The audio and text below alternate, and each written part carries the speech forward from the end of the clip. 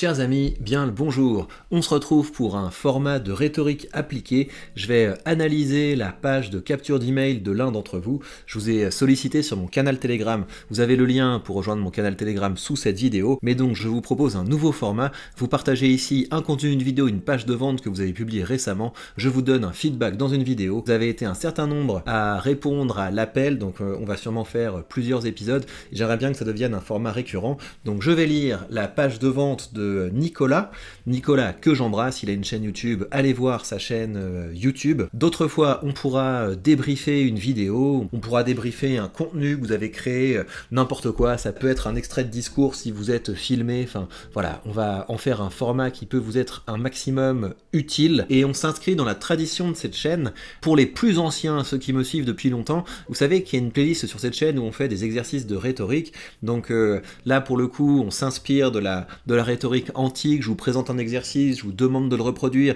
et je vous donne un feedback dessus. Si vous voulez, dans l'apprentissage de la rhétorique et donc de la science persuasive, de la capacité à structurer un discours et à le rendre persuasif, vous avez 3 étapes. Vous avez ce qu'on appelle la praxis. Le temps de la praxis, c'est vraiment des exercices de rhétorique qui ont l'air un petit peu déconnectés de la vie. On est vraiment là pour pratiquer. De la même manière que quand vous faites vos gammes sur un piano, c'est assez loin d'une performance en concert. Donc vous avez le temps de la praxis où on isole des compétences, on les répète, on fait les dribbles, on fait les jongles, on fait les passes et pour se préparer au jour où on jouera en match. Ensuite, vous avez le temps de la poiesis.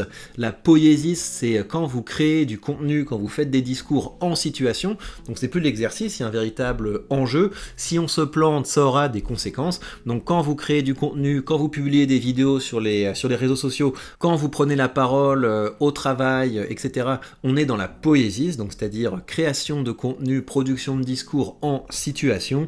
Quand Nicolas fait sa page de capture d'email, on est dans la poiesis. Et le dernier temps de l'apprentissage de la rhétorique, c'est ce qu'on appelle l'exis. L'exis, c'est quand c'est devenu une seconde nature, que vous êtes capable de faire la belle performance qui va bien, sans préparation. Mais pour en arriver là, il faut avoir fait des exercices, il faut avoir produit beaucoup, il faut avoir peut-être reçu de bons feedbacks, et c'est ce que je vais essayer de faire. Première chose, est-ce que tu as fait cette image avec de l'intelligence artificielle? Parce que je trouve ça assez joli et c'est une bonne idée d'avoir du premier plan et d'avoir un arrière-plan comme ça qui est assez sympathique. Je pense qu'il faut quand même faire un petit peu gaffe avec les images d'intelligence artificielle. Alors évidemment, je le fais également, mais il faut pas que ça ait un côté trop générique. Donc si tu as la possibilité de modifier un petit peu, de mélanger avec des images que tu aurais prises par toi-même, etc., je pense que la petite touche humaine va être importante, parce que c'est très important qu'une page de vente n'ait pas l'air trop générique. Mais sinon, je trouve ça joli, la police que tu as choisie, c'est joli. Reçois immédiatement les premiers outils, c'est assez engageant. Tu as mis ici des compétences que tu cherches à déployer, donc c'est très bien. Créer, captiver, persuader, ça me va très bien. Le petit, tu peux te désinscrire à tout moment.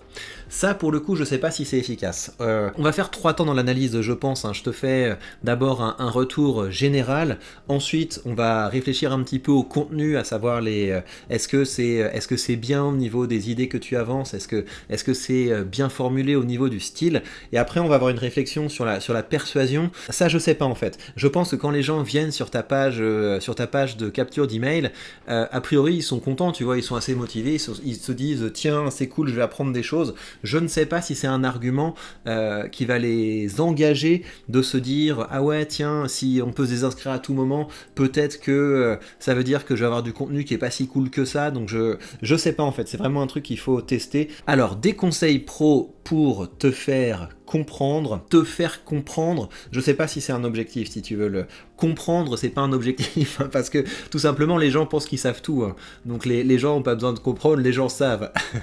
Partent du principe que les gens savent. Par contre, ils veulent progresser, ils veulent atteindre des performances dans un domaine, etc. Donc peut-être qu'il faut préciser le concept ici. Pour moi, des conseils pro pour te faire comprendre, c'est un peu comme si tu disais à quelqu'un je vais t'aider à être moins bête. Bah non, les gens pensent qu'ils sont les plus intelligents, évidemment. Alors tu recevras gratuitement mes articles inédits en storytelling, branding, psychologie humaine. Je pense qu'il faut arrêter avec psychologie humaine. Ça c'est un truc qui vient de Stan Leloup, c'est Stan Leloup qui a bombardé avec son petit jingle la psychologie humaine. Mais tu crois que c'est quoi? Que c'est la psychologie des artichauts là? Bien sûr t'as de la psychologie des primates, même des abeilles, etc. Mais c'est des champs qui sont tellement mineurs que je pense que tu peux mettre simplement psychologie. En fait je sais pourquoi tu fais ça. C'est parce que tu te dis que psychologie c'est un terme, je sais pas, ça fait un petit peu pas assez pro, pas assez précis. Dans ce cas-là, tu précises le champ de la psychologie à laquelle qui t'intéresse. Est-ce que c'est la psychologie de la décision? Est-ce que c'est la psychologie de la motivation? Est-ce que c'est la psychologie des émotions? Donc si tu veux préciser le terme psychologie humaine, tu précises pas, tu rends plus flou en fait.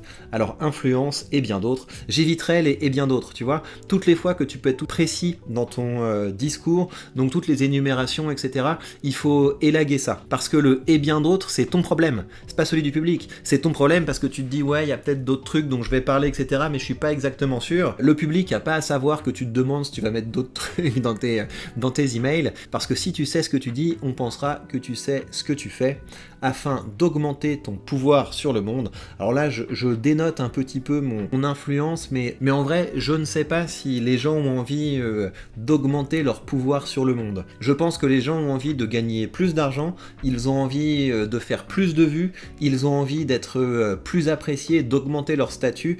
Je ne sais pas si les gens ont envie d'augmenter leur pouvoir sur le monde. C'est quelque chose, ça me semble un petit peu flou. Donc tu vois ce qu'on est en train de faire. Là, on est à la croisée de la sémantique et de la stylistique. Ce que je fais, c'est que j'interroge chacun des mots que tu as posés sur le papier en me demandant, mais est-ce que c'est finalement le plus pertinent? Est-ce que tu es sûr d'avoir fait le bon choix? Mais l'idée, c'est évidemment, fait, c'est mieux que parfait. Donc là, je te lance des pistes pour que tu puisses préciser un petit peu les choses, mais il ne faut pas non plus passer 5 heures sur chaque mot. Le fait d'avoir déjà publié ta page de capture d'email, c'est déjà un bel accomplissement. Et là, on est juste en train de faire un petit peu de travail de polissage. Tu auras également accès à du coaching narratif à prix d'amis. Ça, j'aime bien. J'aime bien que tu aies créé ce concept de coaching narratif. Ça me semble assez original, donc c'est pas mal. On se demande un petit peu ce que c'est. Et de façon générale, c'est bien d'expliquer aux gens que tu auras des choses à leur vendre. Alors, ce n'est peut-être pas pour toi. Il y a des outils redoutables utilisés par les pros, dont moi. T'as raison. Non mais t'as raison, faut y aller franchement. Mais que YouTube risquerait de censurer, d'où la mise en place de ces articles. Je préfère donc les réserver à ceux qui ont un projet à cœur et veulent absolument le réaliser. Donc là, on va commencer à réfléchir en termes de technique de persuasion. Je sais pourquoi tu mets ça, et tout le monde met ça parce qu'il y a cette idée qu'il faut faire un effet chaud-froid. Le problème, c'est que je ne sais pas si cet effet chaud-froid, c'est quelque chose de persuasif. Intuitivement, on se dit, voilà, on a tous eu cet effet que quand tu commences à arrêter d'envoyer des textos à une nana, elle va commencer à se dire, tiens, mais pourquoi il s'intéresse plus à moi? Et elle va peut-être venir vers toi.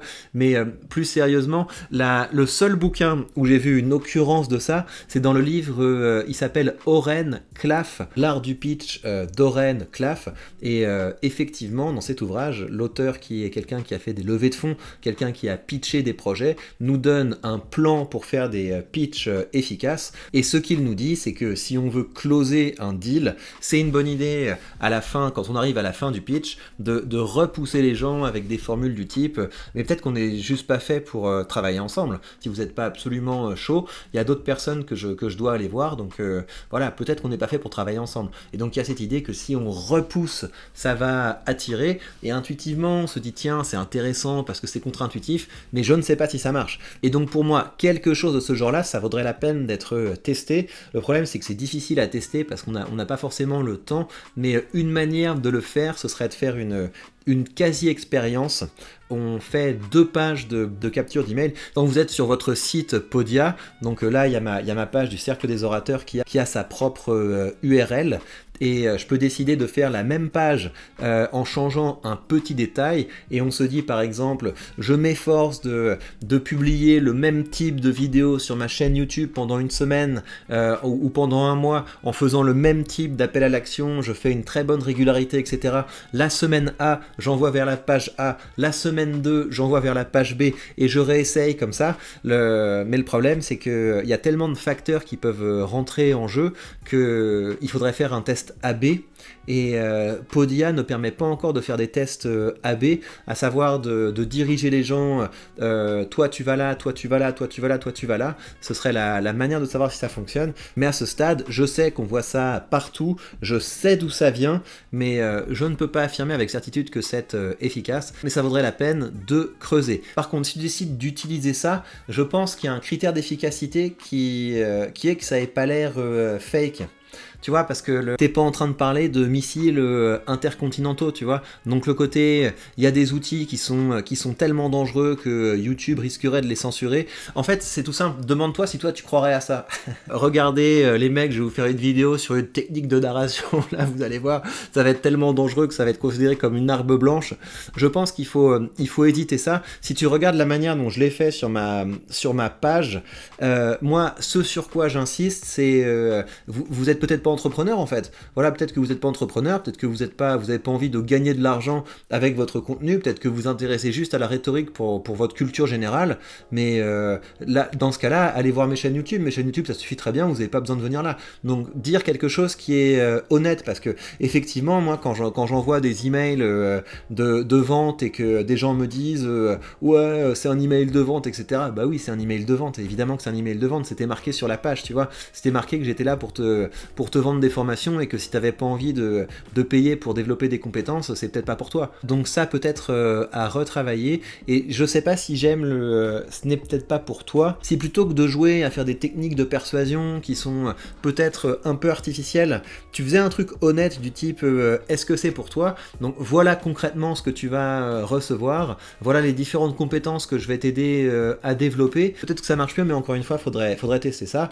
Donc tu présentes ensuite ton pédigré, donc ça c'est très bien. Ma philosophie, captiver d'accord, les toucher au plus profond d'eux-mêmes. Si vous êtes un professionnel, d'accord. Article déjà envoyé, donc ça t'as peut-être pris ça chez moi et t'as eu bien raison de le faire. En fait, je trouve que ça, faire la liste des articles qu'on a envoyés au fur et à mesure, ça donne un petit peu de cachet, tu vois, aux choses qu'on envoie, donc ça je garderai, je trouverai ça bien.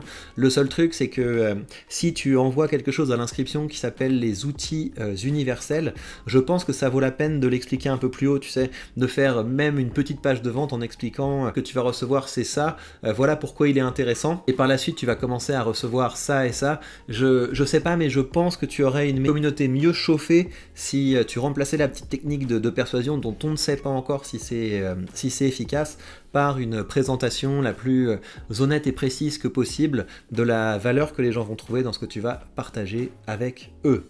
Voilà donc pour cette petite analyse. Je répète encore une fois que le plus important, c'est de faire. C'est 1000 fois mieux d'avoir fait un truc comme Nicolas, donc d'avoir commencé à balancer sa page, d'avoir commencé à faire des appels à l'action vers sa page, même si elle est perfectible, que de passer des heures et des heures à se dire oui, mais quel mot je mets ici, quelle police de caractère je mets ici, et se retrouver à ne rien faire du tout. Il y a effectivement des choses qu'on va apprendre dans les livres, en faisant des expériences, en se formant auprès de ceux qui savent, mais il y a une dimension de l'expérience qui est fondamentale qu'on va obtenir en faisant. Et bien voilà pour ce premier épisode de feedback sur vos productions. Dites-moi si ça vous a plu, si c'est le cas, vous mettez un commentaire, vous mettez un like, vous vous abonnez, vous portez ce format pour que ça marche et que je sois motivé à vous apporter de la valeur comme ça gratuitement, et rejoignez évidemment le canal Telegram si vous voulez échanger avec une belle communauté de créateurs. On est je crois 3700 sur ce canal, profitez-en, vous avez les liens pertinents sous cette vidéo. Prenez bien soin de vous et à très vite.